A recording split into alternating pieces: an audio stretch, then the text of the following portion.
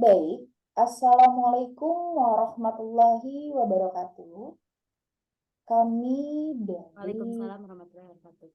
Baik, kami dari kelompok selanjutnya dari mata kuliah Teknik Keterampilan Dasar Konseling akan memaparkan mengenai mengarahkan, menyimpulkan sementara konfrontasi dan fokus yang beranggotakan TEK dengan NIM 235609004 dan saya sendiri Suci Julianti dengan NIM 235609012. Mangga untuk slide pertama TEK.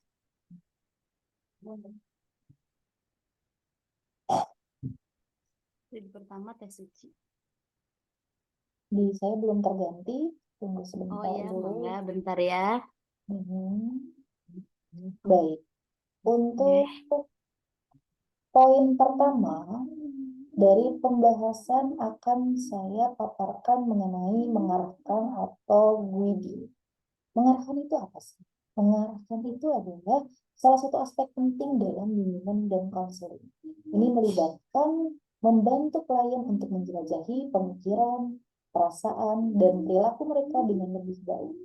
Mengarahkan dalam bimbingan dan konseling adalah teknik yang sangat penting untuk membantu klien menggali pemikiran, perasaan, dan perilaku mereka. Hal ini memungkinkan konselor untuk memandu klien dalam proses pemahaman diri mereka sendiri, dari mulai pemecahan masalah, lalu perkembangan pribadi. Next step.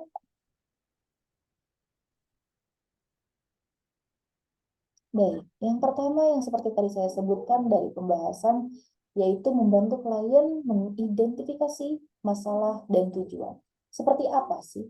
Mengarahkan dimulai dengan membantu klien mengidentifikasi masalah atau tujuan yang ingin dieksplorasi atau dicapai. Konselor membantu klien untuk merumuskan dan mengklarifikasi apa yang mereka hadapi atau apa yang ingin mereka perbaiki dalam hidup mereka.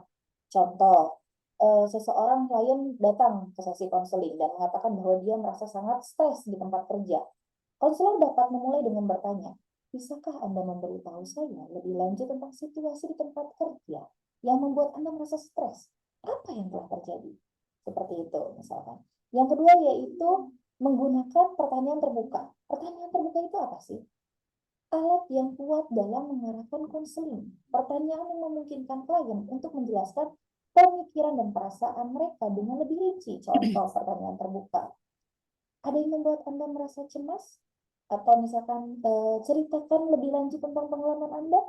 Contoh yang lain, seorang klien menceritakan perasaannya yang cemas terkait perubahan besar dalam hidupnya. Konselor kemudian bertanya, bagaimana Anda merasa tentang perubahan ini? Apa yang Anda pikirkan tentang langkah selanjutnya? Yang ketiga yaitu mendorong refleksi diri. Mendorong refleksi diri itu cakupannya berarti konselor membantu klien untuk melihat situasi dari berbagai sudut pandang, merenungkan dampak tindakan mereka dan memahami perasaan serta pikiran mereka. Contoh seperti seorang klien menceritakan tentang konflik dalam hubungannya. Konselor bertanya, bagaimana Anda melihat peran Anda dalam konflik ini? Apakah ada pola perilaku yang memungkinkan perlunya dieksplorasi? Nah, seperti itu. Yang keempat yaitu memberikan dukungan emosional. Selama mengarahkan, konselor juga memberikan dukungan emosional kepada klien. Ini termasuk mendengarkan dengan empati, menunjukkan pengertian, menunjukkan perhatian terhadap perasaan dan pengalaman dari klien gitu. Contoh misalkan seorang klien berbicara tentang perasaannya yang sangat sedih setelah kehilangan seorang teman dekat. Konselor merespon dengan empati. Saya sangat sedih mendengar betapa sulitnya ini bagi Anda. Anda tidak sendirian dan saya di sini untuk mendengarkan. Seperti itu. Yang selanjutnya yang kelima yaitu membantu klien menemukan solusi. Mengarahkan tidak hanya untuk mendengarkan saja, tetapi juga tentang membantu klien menemukan solusi untuk masalah mereka. Tetapi ingat, kita hanya menunjukkan solusi sesuai dengan potensi mereka saja. Solusi tetap diambil oleh seorang konselor, bukan oleh konselor. Contoh, seorang klien mencoba untuk mengatasi perasaan cemas terkait pelajaran. Konselor bertanya, apa tindakan konkret yang dapat Anda ambil untuk mengurangi stres di tempat kerja? Apakah ada strategi yang mungkin efektif? Seperti itu. Itu adalah membantu klien menemukan solusi. Yang keenam yaitu memastikan keterlibatan klien. Konselor harus memastikan bahwa klien tetap terlibat dan aktif dalam proses konseling. Ini berarti mendengarkan klien, mengikuti alur perbincangan mereka, dan beradaptasi dengan kebutuhan dan preferensi mereka.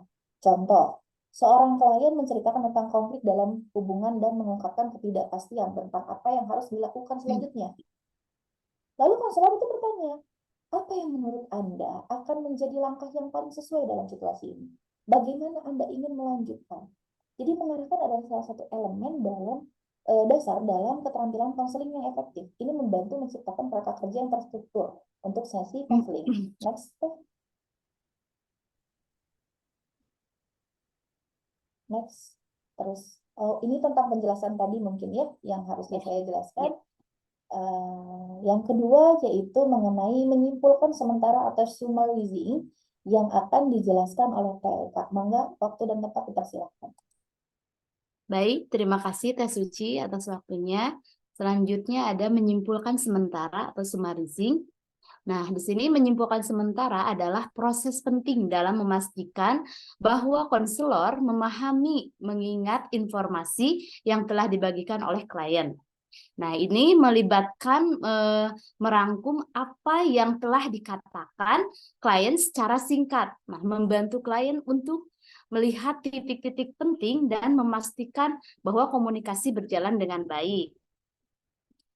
Nah, lalu di sini ada apa sih mengevaluasi pemahaman itu? Nah, mengevaluasi pemahaman itu adalah salah satu tujuan utama dari menyimpulkan sementara adalah untuk memastikan bahwa konselor telah memahami dengan benar apa yang telah dikatakan oleh klien dengan merangkum informasi yang telah dibagikan konselor memberikan kesempatan kepada klien untuk mengoreksi atau memberikan klarifikasi jika ada pemahaman yang salah. Lalu yang kedua adalah membantu klien melihat titik-titik penting. Nah, di sini, maaf. oh ya, oke, siap. Maaf. Oh, berarti tidak langsung. Mangga. Nah, lanjutkan ya, Teh Suci ya. Lalu yang kedua ada membantu klien melihat titik penting. Nah, di sini melalui penyimpulan sementara, konselor dapat membantu klien untuk melihat titik-titik penting atau temuan kunci dalam perbincangan. Nah, ini membantu klien untuk merangkai dan menghubungkan informasi yang telah mereka bagikan. Nah, memungkinkan mereka untuk mendapatkan wawasan yang lebih dalam tentang masalah mereka. Nah, terkadang klien mungkin tidak menyadari pola atau kolerasi antara berbagai perasaan, pikiran, atau pengalaman mereka dan menyimpulkan sementara membantu mereka untuk melihat gambaran besar. Lalu yang ketiga menciptakan struktur. Nah, di sini menciptakan struktur penyimpulan sementara juga membantu menciptakan struktur dalam sesi konseling. Nah, dalam perbincangan yang mungkin terasa bergejolak atau kacau, penyimpulan sementara membantu merapikan informasi dan membuat lebih terorganisir. Nah, ini membantu menghindari kebingungan dan memastikan bahwa si konseling tetap fokus dan efisien. Lalu yang keempat ada memberikan dukungan emosional. Nah, memberikan dukungan emosional ketika konselor merangkum informasi yang telah dibagikan oleh klien. Nah, ini juga memberikan dukungan emosional. Lalu klien merasa didengar dan konselor menunjukkan perhatian kepada pengalaman dan perasaan mereka. Ini menciptakan hubungan yang kuat antara konselor dan klien yang dapat memperkuat kepercayaan dan kenyamanan klien dalam berbicara terbuka. Lalu yang terakhir ada merinci rencana tindakan. Nah, di sini merinci tindakan dalam beberapa kasus. Menyimpulkan sementara juga dapat digunakan untuk merinci rencana tindakan yang dibahas selama sesi konseling. Nah, setelah merangkum masalah, temuan atau rekomendasi yang telah disepakati konselor dan klien dapat bersama-sama menyusun langkah-langkah konkret yang akan diambil oleh klien. Baik, sekian yang dapat saya sampaikan. Saya kembalikan kepada moderator. Oke, terima kasih untuk pemaparannya, TK. Baik, selanjutnya saya akan menjelaskan mengenai konfrontasi atau confrontation. Konfrontasi itu apa sih? Teknik yang digunakan ketika seorang konselor perlu menghadapi klien atau konseli dengan fakta atau pola perilaku yang mungkin tidak mereka sadari atau mereka hindari. Mangga di next step. Konfrontasi itu membantu klien untuk mengidentifikasi sebelumnya ketidaksesuaian dalam pemikiran atau perilaku mereka dan merangsang pemikiran reflektif. Yang pertama yaitu mengidentifikasi pola perilaku atau pemikiran yang tidak sehat. Seorang konselor menggunakan konfrontasi ketika mereka mendeteksi pola perilaku atau pemikiran yang tidak sehat atau merugikan dalam klien. Misalnya jika seorang klien selalu menghindari konflik dalam hubungan mereka, konselor dapat menggunakan konfrontasi untuk membantu konseli menyadari bahwa ini mungkin menyebabkan ketidakpuasan dalam hubungan tersebut. Yang kedua yaitu mendorong refleksi diri. Konfrontasi dapat membantu klien merenung dan merinci pemikiran, perasaan, atau tindakan mereka. Ini mendorong juga konseli untuk mempertimbangkan bagaimana pola perilaku atau pemikiran tertentu mungkin mempengaruhi hidup mereka dan orang lain di sekitar mereka. Mangga di next step. Yang ketiga yaitu mengatasi ketidaksesuaian. Seperti tadi yang sudah dijelaskan sebelumnya, bahwa konselor dapat menggunakan konfrontasi untuk membantu konseli mengatasi ketidaksesuaian dalam pemikiran atau tindakan mereka. Yang selanjutnya yaitu menurunkan, merumuskan pertanyaan yang tepat gitu ya. Konfrontasi juga sering melibatkan penggunaan pertanyaan yang tepat. Konselor perlu merumuskan pertanyaan dengan cermat untuk membantu si klien atau konseli dalam memahami atau merespon konfrontasi tersebut. Pertanyaan tersebut harus mendukung refleksi dan juga pemikiran kritis. Bagaimana sih nanti solusi yang akan ditemukan oleh seorang konseli sendiri? Next step. Yang selanjutnya yaitu dukungan dan keterlibatan klien. Sudah pasti bisa ditelaah ya bahwa memang konselor harus memastikan bahwa konfrontasi dilakukan dengan maksud membantu klien dan bukan sebagai kritik atau penilaian. Penting untuk diingat bahwa penggunaan konfrontasi dalam bimbingan dan konseling harus selalu diarahkan pada pemahaman diri yang lebih dalam dan perubahan positif. Tujuannya apa? Untuk membantu konseli dalam pengembangan kesadaran diri, pengambilan keputusan yang lebih baik, lalu mencapai tujuan pribadi mereka sendiri. Konselor harus menggunakan teknik ini dengan empati, kehati-hatian, karena akan bahaya nantinya jika tidak tepat sasaran dan dalam konteks hubungan yang aman. Mangga selanjutnya, teks. Iya. Selanjutnya tentang fokus akan dijelaskan oleh rekan saya TK. Mangga waktu dan tempat dipersilakan. Baik, terima kasih Teh Suci. Saya lanjutkan kembali ya dengan fokus atau focusing. Nah, di sini fokus adalah teknik untuk membantu klien tetap terkonsentrasi pada topik atau masalah yang sedang mereka hadapi. Nah, banyak klien dapat terumbang-ambing dalam perbincangan dan fokus membantu memastikan bahwa sesi konseling tetap produktif. Nah, konselor harus dapat mengidentifikasi isu utama dan membantu klien untuk bergerak menuju pemecahan masalah atau tindakan yang tepat. Nah, di sini ada fokus dalam fokus bimbingan dan konseling. Dalam bimbingan dan konseling, satu yaitu menjaga keterlibatan klien. Nah, di sini menjaga keterlibatan klien. Fokus membantu menjaga keterlibatan klien dalam proses konseling.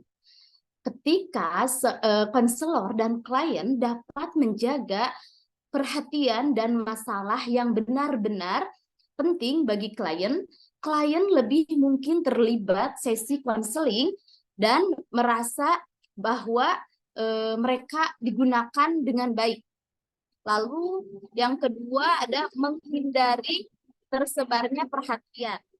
Nah, menghindari tersebarnya perhatian ketika perbincangan dalam sesi konseling terlalu besar, hal ini dapat mengganggu pemahaman yang dapat dalam pemahaman yang dalam tentang masalah ini. Nah, fokus membantu menghindari penyebaran perhatian dan memastikan dibahas secara memadai sebelum melanjutkan ke topik yang lain. Lalu yang ketiga, menyusun prioritas. Nah, ini fokus memungkinkan konselor dan klien untuk menyusun prioritas dan menentukan masalah yang paling mendesak atau penting, itu membantu dalam merencanakan tindakan dan langkah-langkah selanjutnya. Lalu yang keempat, mencapai tujuan konseling. Nah, di sini mencapai tujuan konseling, setiap konseling biasanya memiliki tujuan yang ingin dicapai. Nah, baik itu pemahaman diri yang lebih dalam, atau pemecahan masalah, atau pengembangan keterampilan dengan menjaga fokus pada tujuan tersebut. Nah, konselor dapat membantu klien mencapai perkembangan yang diinginkan. Lalu yang kelima ada meningkatkan efisiensi. Nah, di sini ada meningkatkan efisiensi, fokus juga meningkatkan efisiensi sesi konseling. Nah, ini memastikan bahwa waktu yang tersedia dimanfaatkan secara optimal dan tidak terbuang percuma pada perbincangan yang kurang relevan. Lalu yang keenam ada mencegah terlewatnya masalah.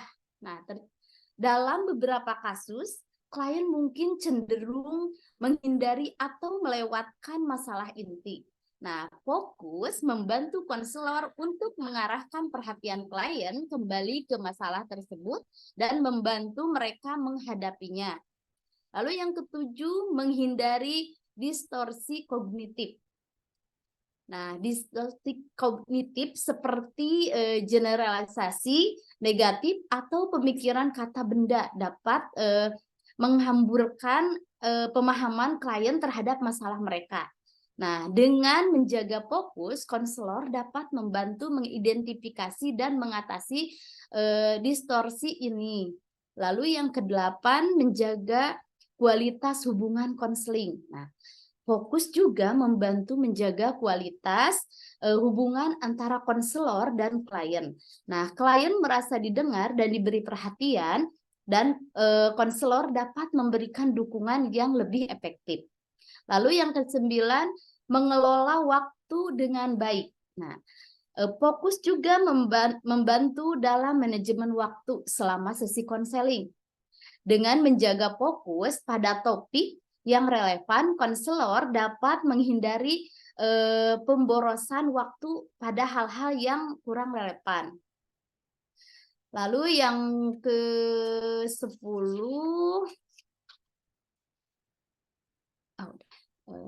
sampai mana tadi Teh Suci ya? Sampai ke-9, mengelola waktu dengan baik. Udah ya? Sudah selesai ya. Oh, iya. Silakan Ya. di next.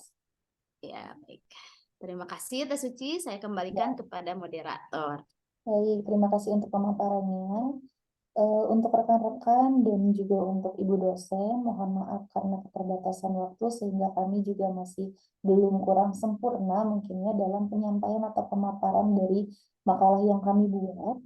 Untuk nanti contoh seperti apa itu menyimpulkan, lalu mengarahkan, lalu fokus, dan juga untuk konfrontasi sendiri, itu akan kami lebih perjelas lagi nanti ketika praktikum, mungkin ketika bertemu langsung dengan Ibu dosen, sehingga tadi mungkin contoh-contohnya tidak langsung dipaparkan semuanya, hanya penjelasan-penjelasan sedikit mengenai contoh yang bisa kami simpulkan melalui verbal dan melalui kata-kata saja. Untuk nanti seperti apa contohnya, nanti langsung praktikum. Baik, sekian pemaparan dari kelompok kami mengenai mengarahkan, menyimpulkan sementara, konfrontasi, dan juga fokus. Bila ada kekurangan, kami mohon maaf. Wabillahi taufiq wal hidayah. Wassalamualaikum warahmatullahi wabarakatuh. Waalaikumsalam warahmatullahi wabarakatuh.